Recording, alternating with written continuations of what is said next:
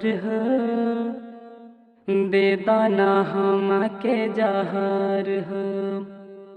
जाता रुपिया जी के घर हो,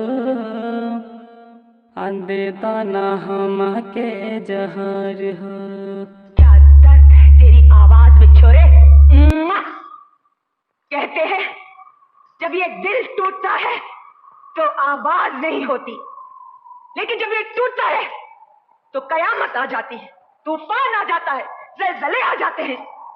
तेरी आवाज में वो दर्द है, तेरी आवाज में वो मोहब्बत है। मगर सुन, तेरे दर्द तेरी मोहब्बत के साथ ये दुनिया वाले क्या इंसाफ करेंगे? हाँ, तू तड़पता रह जाएगा, गाता रह जाएगा, ये देखती रह जाएगी दुनिया। सुनो, तुम आज गाओ, और आज मुद्दत के बाद ये पगली दिल खोल कर नाचेगी।